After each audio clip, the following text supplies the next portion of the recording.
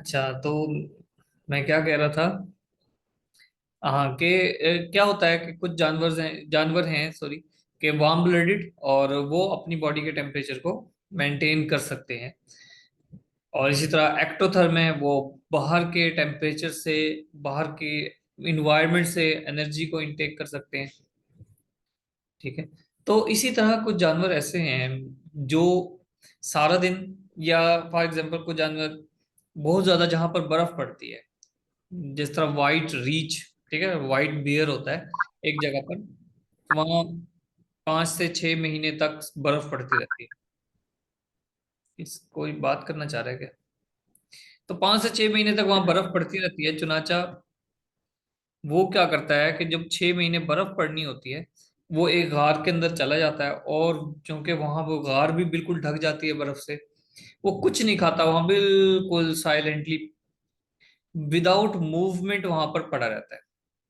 ठीक है। इस तरह से क्या होता है, अब क्योंकि उसको खा पी भी नहीं रहा। ठीक है। कुछ जगहों पर कुछ जानवर ऐसे होते हैं जो थोड़ा बहुत गार से निकले, कुछ खा पी लिया थोड़ा बहुत, फिर इसी तरह बिल्कुल अपनी वो ब्रीथ भी स्लो कर लेते हैं, हार्ट बीट भी स्लो कर लेते हैं। ठीक है। सांस भी आहिस्ता लेते हैं। तो ये तो 5 से 6 महीने की बात है। अगर 5 से 6 महीने की बात हो, फॉर एग्जाम्पल लॉन्ग टर्म हो, तो हाइबरनेशन। और अगर यही काम 1 2 3 दिन के लिए हो, जिस तरह कुछ मेंढक हैं, जब पता लगा होता है कि भाई बहुत ज्यादा सर्दी पड़ने वाली है, तो वो क्या करते हैं, 3 4 दिन के लिए कीचड़ में चले जाते हैं। दलदली इलाके में कीचड़ में चले जाते हैं, वहां अपनी हार्ट बीट स्लो कर लेते हैं। अगर ये थोड़ी देर के लिए हो, फॉर एग्जाम्पल एक रात के लिए हो, चंद दिनों के लिए, तो टोर पर। अगर ये सर्दियों में हो, सर्दियों का एक लॉन्ग टर्म पीरियड गुजारने के लिए हो, तो हाइबरनेशन। और गर्मियों का लॉन्ग टर्म पीरियड गुजारने के लिए हो तो एस्टिवेशन। ये तीनों टर्मिनोलॉजीज आई थिंक समझ आ गई होंगी। ठीक है। ओके। एंडोथर्म, एक्टोथर्म, इनका भी मैंने बताया। एंडोथर्म वो होते हैं जो जो सिर्फ खाना खा के, और जब उनके खाने की ब्रेक डाउन होती है इनकी बॉडी में, तब वो उनको एनर्जी मिलती है। एंडोथर्म है इसको। ठीक है। एंडोथर्म मतलब, थर्म मतलब एनर्जी, टेम्परेचर, और एंडो मतलब इनसाइड का, और एक्टोथर्म मतलब जो बाहर के, जिस तरह सूरज सूरज मंबा है ना, तो सूरज की जो रेस पड़ रही हैं, वो भी, वो एनर्जी भी बॉडी में लेकर जाके उनको यूज कर सकते हैं किसी हद तक। ठीक है। तो इनको एक्टोथर्म कहते हैं, जो एक्सटर्नल एनर्जी भी इनटेक कर सकते हैं एनवायरनमेंट से। लो मेटाबॉलिज्म इनका होता है, इनका हाई मेटाबॉलिज्म होता है। लो मेटाबॉलिज्म का मतलब है थोड़ी बहुत एनर्जी से इनका गुजारा हो जाता है। अब हम आते हैं लिम्फेटिक सिस्टम। एक होता है सर्कुलेटरी सिस्टम, और एक होता है लिम्फेटिक सिस्टम। सर्कुलेटरी सिस्टम जितना ब्लड का सिस्टम हमारे बॉडी में, आर्टरीज हैं, वेन्स हैं, कैपिलरीज हैं। ठीक है जी। एक बहुत कॉम्प्लेक्स सिस्टम है। आर्टरी, वेन, हार्ट, हार्ट के साथ जो कनेक्टेड होती हैं। और हार्ट पंप करता है, बॉडी में खून जाता है। तो जिस तरह पूरी बॉडी में, अच्छा, 1 सेल थिक कैपिलरीज होती हैं, वो सेल्स के अंदर इंट्रेंच्ड होती हैं, सेल्स के अंदर, बिल्कुल सेल्स के अंदर गई होती हैं। और वो कैपिलरीज जो कि 1 सेल थिक होती हैं, पास पेपर का क्वेश्चन है कैपिलरीज का, वो क्या करती हैं, सेल्स को ऑक्सीजन पहुंचाती हैं, न्यूट्रिएंट्स पहुंचाती हैं। चनाचा इस तरह से, जिस तरह सर्कुलेटरी सिस्टम है बिल पूरी बॉडी में फैला हुआ, इसी तरह एक और सिस्टम है जिसको हम कहते हैं लिम्फेटिक सिस्टम। सर्कुलेटरी सिस्टम में क्या बहता है? ब्लड। लिम्फेटिक सिस्टम में क्या बहता है? लिम्फ। लिम्फ क्या होता है? एक वाइट कलर का मटेरियल है, और वो इन ब्लड की वेसल के साथ साथ साथ साथ बहता है तकरीबन। ठीक है। लेकिन इनके अंदर खास बात क्या है, इनके अंदर छोटे छोटे नोड्स होते हैं। आप ये गौर करें, नोड्स हैं इनके अंदर से। ये खासकर हमारी बगलों में भी होते हैं, फूल जाते हैं नोड्स बाजू का, तो उनको टेम्परेचर, सॉरी, ऑपरेशन करके निकालना पड़ता है। वो नोड्स क्या करते हैं, वो नोड्स असल में उनके एक सेंटर, एक हाउस है छोटे छोटे से, जहां पर जो लिम्फेटिक सिस्टम का बेसिक पर्पस है, फंक्शन है, वो ये है कि ये बॉडी का इम्यून सिस्टम है। बॉडी में कोई जहरीले मटेरियल पैदा हो गए, वो खून के जरिए से होते हुए लिम्फेटिक सिस्टम में आता है। लिम्फेटिक सिस्टम उनको अपने अंदर जज़ब करता है, और जज़ब करके फिर वो नोड्स तक पहुंचाता है, जिसमें सबसे बड़ा नोड्स ये तिल्ली है। बॉडी में एक तिल्ली होती है। तिल्ली, इंग्लिश में इसको पता नहीं क्या कहते हैं। तो इस तिल्ली के अंदर ये भी नोड है, बेसिकली तिल्ली एक बड़ा नोड है। वहां पर इस, सप्लाई। हाँ, क्या क्या क्या कहते हैं? स्प्लीन। हाँ सप्लीन, सप्लीन ही कहते हैं। ठीक है, तिल्ली, बिल्कुल एग्जैक्टली। तो यहाँ पर वो जितना भी जो डिजीज हैं, जो डेड मटेरियल है, डेड सेल्स हैं, ठीक है, या फिर कोई पॉइजन आ गया है, उसको ये न्यूट्रलाइज करते हैं और बिल्कुल ब्रेक डाउन करके वापस ब्लड के अंदर पहुंचाते हैं। लीवर का इसमें बड़ा किरदार होता है, वहां पर इस मटेरियल से फिर नई प्रोटीन्स बनती हैं, नए सेल्स बनते हैं। तो इस तरह से ये लिम्फेटिक सिस्टम का बेसिक कॉन्सेप्ट है। ठीक है, किस तरह से होते हैं, देखिए लिम्फ नोड्स हैं, ठीक है, और ये इस तरह दिल के साथ कनेक्टेड हैं। यहाँ पर ये जो कैपिलरीज हैं, इनके साथ जुड़े हुए हैं, दोनों तरफ कंपैरिजन किया हुआ है। अगेन ये उसी तरह की पिक्चर है। हाँ, इनकी जिस तरह सर्कुलेटरी सिस्टम को हार्ट पंप करता है, इनका जो सिस्टम होता है ना, इनका वन वे सिस्टम होता है। जिस तरह अगर लिम्फ आगे चला गया तो ये वाल्व है, इसको रोक लेते हैं। बॉडी की जो मूवमेंट है, या अंदर हमारे लंग्स मूव कर रहे हैं, हमारा हार्ट मूव कर रहा है, विसरल बॉडी की जो मूवमेंट है, ठीक है, उसकी मूवमेंट से ये लिम्फ जो है ना फ्लो करता है।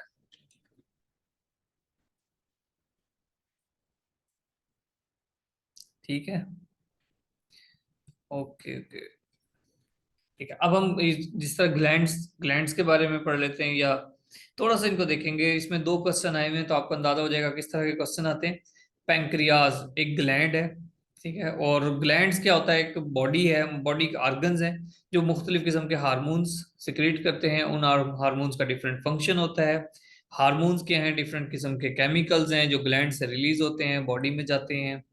उनका मुख्तलिफ फंक्शन है, या तो जिस जगह वो रिलीज होते हैं उस जगह पर फंक्शन परफॉर्म करते हैं, या फिर कहीं और जाकर। जिस तरह पैंक्रियाज इंसुलिन सिक्रीट करता है। इंसुलिन का क्या फंक्शन होता है? इंसुलिन का इसलिए उसने स्पेशली पूछ लिया क्योंकि ये जो शुगर जिनको होता है उससे ये कनेक्टेड है। ठीक है, शुगर उसमें क्या होता है कि इंसुलिन बेसिकली ऐसा है, जिस तरह ये हमारा एक सेल है। हम जो भी खुराक खाते हैं, हम हमारी जो उसकी एनर्जी हमें मिलती है, वो मिलती है शुगर की फॉर्म में। जिस तरह हमने कल पढ़ा था ना, शुगर 1 ग्राम शुगर हो तो उसमें कितने किलो कैलोरी एनर्जी होती है? तारीख के अलावा कोई और बताए। 1 ग्राम अगर शुगर हो, कार्बोहाइड्रेट्स हो, तो उसमें हमारी कितनी एनर्जी मिलती है? Four. 4 kilo calorie. Four. 4 kilo calorie, okay okay, ठीक है।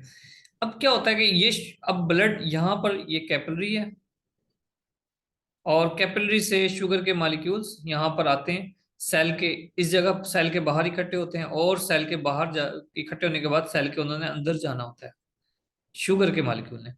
अब उनको जो अंदर भेजने वाला मटेरियल होता है ना, ये जिसको मैंने चकोर ये बनाया है सर्कल, तो सर्कल नहीं, जो भी स्क्वायर बनाया है, तो ये इंसुलिन है। इंसुलिन उसकी का काम करती है जिससे शुगर के मॉलिक्यूल्स अंदर एंटर होते हैं सेल के। तो इंसुलिन के टिक्के लगते हैं ना, इंजेक्शन लगते हैं जिनको शुगर हो। तो वजह क्या होती है कि उनको या तो इंसुलिन पैदा ही नहीं हो रही, बन नहीं रही पैंक्रियाज। पैंक्रियाज अगर इंसुलिन नहीं बना रहा, तो शुगर जाहिर है फिर सेल के अंदर एंटर नहीं होगी। शुगर सेल के अंदर एंटर नहीं होगी तो सेल को एनर्जी नहीं मिलेगी, इसलिए वो कांपना शुरू कर देते हैं जिनको शुगर हो, और उनको इंसुलिन ना मिले तो वो कांपना शुरू कर देते हैं। अच्छा, फिर उनका जब यूरिन टेस्ट होता है तो उसके अंदर शुगर काउंट होती है। क्यों? क्योंकि उनकी बॉडी में शुगर यूज तो हो नहीं रहा, सारी की सारी शुगर तो ब्लड के अंदर है। ब्लड के अंदर एक्सेसिव शुगर होगी तो यूरिन ज्यादा शुगर एक्सक्रीट करेगा। तो इस तरह से उनका टेस्ट होता है। भारत, ये एक ब्रीफ बस मेरे अभी जहन में है तो मैंने आपको ये भी बता दिया। अच्छा, थायराइड ग्लैंड, वो पूछता है थायराइड ग्लैंड क्या सिक्रीट करता है? थायरॉक्सिन सिक्रीट करता है। तो हम ये चंद एक जो ग्लैंड्स हैं कौन से हार्मोन सिक्रीट करते हैं, उनका क्या फंक्शन है, ये थोड़ा थोड़ा सा कर लेंगे सरफेस व्यू। बाकी थोड़ा ब्रीफली करेंगे, ज्यादा नहीं। इस तरह एक ये पिट्यूटरी ग्लैंड है। पिट्यूटरी ग्लैंड, इसको मास्टर ग्लैंड भी कहते हैं, और ये इसको मास्टर ग्लैंड इसलिए कहते हैं जिस मतलब के तमाम जितने भी ग्लैंड्स हैं उन पर ये इफेक्टेड होता है। इसकी जो सिक्रीशन है वो तकरीबन तकरीबन तमाम ग्लैंड्स की सिक्रीशन से कनेक्टेड होती है, इस इंटर रिलेटेड होती है। खैर अब हम सारी चीज नहीं पढ़ सकते इसके बारे में। बस ये एक ऐसी शेप है इसकी, हाइपोथैलेमस ब्रेन का हिस्सा है, हम ब्रेन पढ़ेंगे। एंटीरियर पिट्यूटरी ग्लैंड, पोस्टीरियर वगैरह वगैरह ब्रेन पे आ जाते हैं। ब्रेन के बारे में भी एक आधा क्वेश्चन आया, उसने पूछा था कि जिसका लार्जेस्ट पार्ट कौन सा है, तो सैरी ब्रह्म इसका लार्जेस्ट पार्ट है, इस तरह का ऑप्शन आया था। तो हम इसके जितने भी हिस्से हैं वो क्या काम करते हैं, तो एक एक लाइन के अंदर इसके पार्ट्स और उनके फंक्शंस देख लेंगे। इनकी ये स्लाइड देखें जी, इसके बेसिक जो पार्ट्स हैं ब्रेन के वो तीन है, फॉर ब्रेन, मिड ब्रेन और हाइंड ब्रेन। ठीक है, हाइंड ब्रेन आप यूँ समझें इधर से इधर तक है, ये कलर भी बना हुआ है, और बाकी ये जो ऊपर पिंक कलर है ये सारा फॉर ब्रेन है। मिड ब्रेन ये छोटा सा मिड ब्रेन है। तो फॉर ब्रेन उसके कितने हिस्से होते हैं, क्या काम करते हैं, हाइंड ब्रेन किसके, अच्छा इसको ये जो ये दरमियान में हिस्सा ना, इसको हम एक अलग दिमाग भी कहते हैं, बाजू का कहते हैं, नहीं नॉन साइंटिफिक बात है, कहते हैं पीछे छोटा दिमाग होता है। ठीक है, ये बड़ा हिस्सा है, जो हमारी जितनी भी मेमोरी स्टोरेज है ये सारी इधर होती है हाइंड ब्रेन में, हाइंड ब्रेन के इस हिस्से में, सेरिबेलम में। ओके अगेन ये थोड़ी और एक्सप्लेनेटरी है। ऊपर वाला हिस्सा ये जो फॉर ब्रेन का, इसको सेरिब्रल कॉर्टेक्स कहते हैं, फिर नीचे थैलमस, हाइपोथैलमस, ठीक है जी, hippocampus, cerebellum, pons, mid brain वगैरह वगैरह। ये फिर एक और है, इसको भी आपने देखना है। ठीक है, ये स्लाइड आपको मैं शेयर कर देता हूँ, तो इनको बार बार आप पिक्चर्स के साथ देखें, इनको बार बार पढ़ें। जिनकी डायग्राम हाथ से बना सकते हैं उनकी डायग्राम हाथ से बनाएं। ठीक है, अब जिस तरह की इंफॉर्मेशन जो आपको मिली है एक मरतबा, आप उस कोशिश करें कि उनको अच्छी तरह कर लें बस। ठीक है, आप देखें मोस्टली जो स्टूडेंट्स होंगे ना आप में से, वो साइंटिफिक बैकग्राउंड के होंगे। अगर आर्ट्स वाले भी होंगे तो उन्होंने भी दिमाग पढ़ा होगा। ये जो स्लाइड हैं, ये जो लेक्चर हैं, ये बेसिकली आपको इस तरह से ऑर्गेनाइज डाटा प्रोवाइड करना है इन स्लाइड का, लेक्चर का, सेशन का मकसद कि आपने किस डायमेंशन में जाना है, किसको छोड़ना है, किसको ज्यादा वजाहत से पढ़ना है, किसको कम वजाहत से पढ़ना है। ठीक है, आपने वो जो दो दो साल में जो पूरा सिलेबस पढ़ा था उसको हमने रेड्यूस करके 70 स्लाइड पर ऐड किया है। ठीक है, और देखा, अब बेसिकली तो बल्कि कुछ दिनों पहले एक स्टूडेंट्स के मैसेज आ रहे थे, वो पूछ रहे थे, तो आप छठी सातवीं की अगर साइंस की किताब पढ़ लो तो आपकी मेरे ख्याल से 80% एवरीडे साइंस हो जाएगी। छठी सातवीं की कोई एक किताब पढ़ लो, उसमें आपको मोनोक्रोमेटिक लाइट भी मिल जाएगी, ब्रेन भी मिलेगा, हर तकरीबन हर चीज मिल जाएगी तकरीबन। फ्लावर्स के पार्ट पूछ लेता है वो, फ्लावर पूरा है। सर मैं जी सर कल वाला जो लेक्चर था ना, तो मैंने वो 6, 7 और 8 को मैं कल ही वो मैंने लेक्चर दिया था। और मेरा इतना दिल कर रहा था कि वो मैं पढ़ाऊं, यानी कि अभी अभी लेटेस्ट मैंने वो पढ़ा हुआ था। तो वाकई में 6, 7, 8 में ये सारी चीजें जो हम पढ़ते हैं वो 6, 7, 8 में होती हैं। हाँ, अगर आपको कहीं भी कोई बुक मिल जाती है, ठीक है, इन लेक्चर्स के साथ आप वो पढ़ लें, तकरीबन एक हफ्ते में आपकी मुकम्मल हो जाएगी। थोड़ा थोड़ा सा ओवरव्यू दे लें उसको। ठीक है, अच्छी बात है, जो पढ़ा रहे हैं तो उनके लिए तो बहुत आसानी हो जाती है। अगेन जी, ब्रेन के कुछ पार्ट्स हैं, hind brain, mid brain, for brain पढ़ लिया। हाइंड ब्रेन के कितने हिस्से हैं, पॉन्स, सेरिबेलम और मेडुला ओब्लॉन्गेटा, तीन ये। और फॉर ब्रेन के फिर सेरिब्रम, थैलेमस, हाइपोथैलेमस। आपने यहाँ से नाम कर लिए, पीछे पिक्चर्स देख ली, इसी तरह ये आप बार बार पढ़ोगे तो फिर आपको याद हो जाएंगे, और बहुत सारी चीजें पढ़ी हुई भी हैं आपको, वो रिवाइज हो जाएंगी। मिड ब्रेन के वैसे फंक्शन देख लेने, यहाँ पर ये मैंने स्लाइड ऐड की है। ठीक है, ये आपने देखा होगा मेरी जो यूट्यूब पे जो वीडियो है 10-10 मिनट की। ठीक है, इनको फॉर ग्रांटेड ना लिया करें। थोड़ी बहुत हो सकता है मुझे यकीनन कुछ ना कुछ कमी भी हो जाती है, बाज़ औक़ात पढ़ाने में कोई टॉपिक में भी गलती हो जाती है, कोई इन्फॉर्मेशन देने में भी कुछ गलती हो जाती है। लेकिन आप यकीन करें कि वो 15 मिनट का जो लेक्चर होता है ना, उस पे 5 से 6 घंटे लगे होते हैं। ठीक है, 5 से 6 घंटे लगे होते हैं।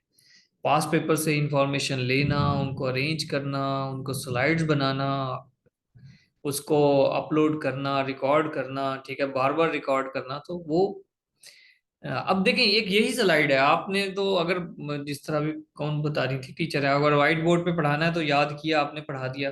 ठीक है, उसमें भी आपको देखो कितनी एनर्जी लगती है।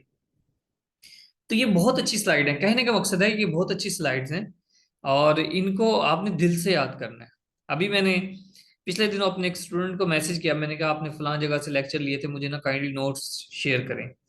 तो उसने मुझे नोट्स शेयर किए, तो वो ऐसे फीके फीके से नोट्स थे, यानी कि अजीबो गरीब सी वो पीडीएफ थी, जो कहीं से उन्होंने बस पिक्चर्स लेके किसी बुक से और उनको वो प्रोवाइड की हुई थी। ठीक है। तो मेरा ख्याल है, मैं ये समझता हूँ कि उससे तो ये 1000 गुना नहीं तो 500 गुना तो ज्यादा अच्छे होंगे। ठीक है, जब आप पिक्चर्स की सूरत में अगर स्लाइड्स भी एक एटलीस्ट रिव्यू कर रहे हैं, तो मुझे लगता है कि आपको इनसे ज्यादा फायदा होगा। तो मेडोला ऑब्लंगेटा, ब्रीथिंग के लिए, हार्ट बीट के लिए, ब्लड प्रेशर, स्वेलिंग। हो सकता है कभी पीपीएससी वाले का कोई दिमाग घूम जाए और वो यहाँ से पूछ ले कि मेडोला ऑब्लंगेटा का क्या फायदा होता है।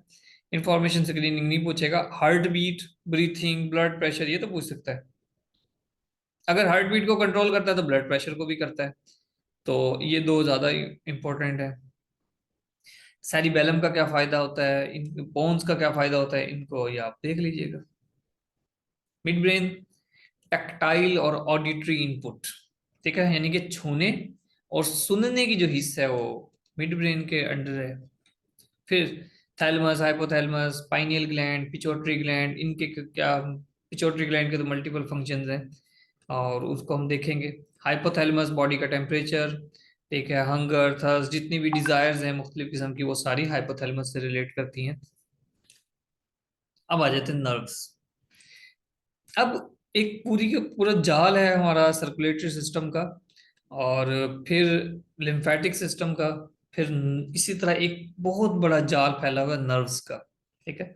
और नर्व्स का जो सेल है, बुनियादी सेल है, उसको न्यूरॉन कहते हैं। ठीक है। और जिस तरह हमारा ब्रेन है वो भी कंप्लीटली न्यूरॉन्स का बना होता है। फिर एक स्पाइनल कॉर्ड है, यानी कि हमारी जो बैकबोन के अंदर एक बिल्कुल ऐसा धागा नुमा होता है, उस इनको नर्व्स कहते हैं। नर्व्स का पूरा एक नेटवर्क है जो सेंसेस की को लेकर कैरी करता है दिमाग से बॉडी की तरफ, बॉडी से दिमाग की तरफ। ठीक है। और कुछ ऑटोनोमिक फंक्शन होते हैं जो हमारी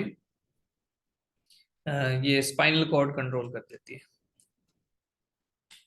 अच्छा, चलें, इसको इतना ज्यादा बताया नहीं है मैंने, कोई बात नहीं। अब आ जाते हैं लंग्स की तरफ। अच्छा, लंग्स का भी मेरे ख्याल से कोई खास नहीं है शायद। हाँ, ये जो लंग्स के बारे में है, एल्व्यूलाई, ये याद रखने के लिए जरूरी है। वो पूछ लेता है बाद औकात के। एक तो ट्रैकिया है ना, ट्रैकिया जहाँ से वो सांस हम इनहेल करते हैं, मेन ये नाली।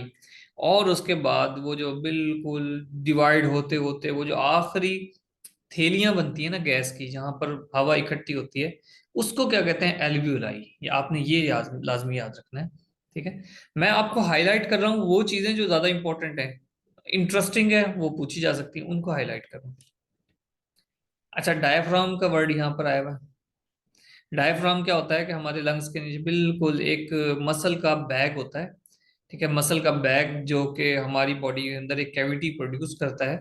ठीक है, उसको हम डायफ्राम कहते हैं। लंग्स के नीचे वाला जो हिस्सा है वहां पर एक कैविटी होती है, उसको हम, वो डायफ्राम की वजह से बनती है। डायफ्राम का भी एक मतलब क्वेश्चन आया हुआ पास पेपर में। किडनी, किडनी दो होते हैं।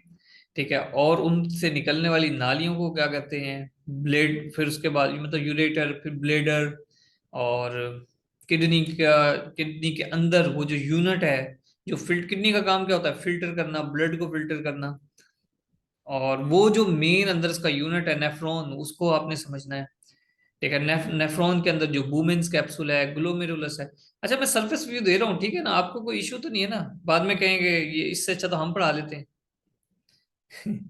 ठीक है ना सर, क्योंकि ये चीजें आपने सबने पढ़ी हुई हैं। आप, मैं ये यही सपोज कर रहा हूँ कि आप इसको मतलब बेहतर तरीके से खुद समझ सकते हो।